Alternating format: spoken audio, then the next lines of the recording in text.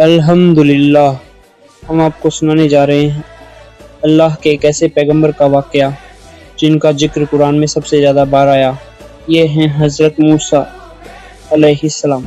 ان کی زندگی صبر، ہمت اور اللہ پر بھروسے کا سب سے بڑا پیغام ہے۔ مصر پر فرعون کا راج تھا، ایک ظالم، گھمنڈی اور خود کو خدا کہنے والا انسان۔ ایک رات اس نے خواب دیکھا، ایک لڑکا بنی اسرائیل سے پیدا ہوگا جو اس کی حکومت کا انت کر دے گا۔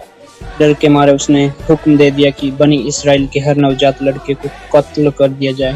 اسی دور میں اللہ نے موسیٰ اس کی ماں کے دل میں الہام ڈالا، اپنے بچے کو ایک صندوق میں رکھ کر دریا نیل میں چھوڑ دو اور ڈرو مت، ہم اسے تمہیں واپس لوٹا دیں گے۔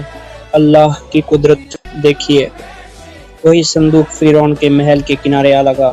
فرعون کی بیوی آسیہ، جو نیک اور ایمان والی عورت تھی، نے اس بچے کو دیکھا اور کہا، یہ ہماری آنکھوں کی ٹھنڈک ہے، اسے قتل نہ کرو۔ سال بیتتے گئے، موسیٰ اس ماحول میں بڑے ہوئے، لیکن دل میں بنی اسرائیل کے لیے محبت تھی۔ ایک دن انہوں نے ایک اسرائیلی کو ایک مصری کے ظلم سے بچانے کی کوشش کی، لیکن ہاتھ کا ایک وار اتنا بھاری پڑا کہ مصری کی موت ہو گئی۔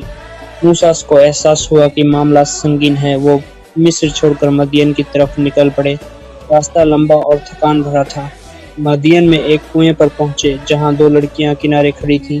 موسیٰ نے ان کا پانی بھرنے میں مدد کی اور پھر تھکے ہوئے ایک پیڑ کے نیچے بیٹھ کر دعا کی، اے میرے رب، جو بھی بھلائی تو میرے لیے اتار دے، میں اس کا محتاج ہوں۔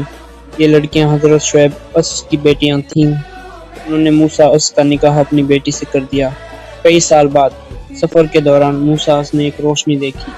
وہ طور پہاڑ تھا جہاں اللہ نے ان سے کلام کیا اور انہیں نبوت دی۔ اللہ نے فرمایا، فرعون کے پاس جاؤ اور اسے میری توحید کی دعوت دو۔ موسیٰ اپنے بھائی ہارون اس کے ساتھ فرعون کے دربار میں پہنچے۔ انہوں نے اللہ کے چمتکار دکھائے، ایسا زمین پر پھینکا جو اجگر بن گیا۔ جادوگر حیران رہ گئے اور سجدہ کر کے کہہ دیا، ہم ایمان لائے موسیٰ اور ہارون کے رب پر۔ فرعون کا انکار جاری رہا۔ اللہ نے مصر والوں پر ٹڈیاں، مینڈک، خون اور طوفان جیسے عذاب بھیجے، لیکن ہر بار وہ وعدہ کر کے پھر مکر جاتا۔ آخر کار اللہ نے حکم دیا، اپنے قوم کے ساتھ نکل جاؤ۔ فرعون اپنی فوج کے ساتھ پیچھا کرنے لگا۔ موسیٰ نے اپنا عصا دریا پر مارا اور پانی دو حصوں میں بنٹ گیا۔ نجات کے بعد بھی بنی اسرائیل میں کچھ لوگ سونے کے بچڑے کی پوجا کرنے لگے۔ موسیٰ نے انہیں سمجھایا اور توبہ کی طرف بلایا۔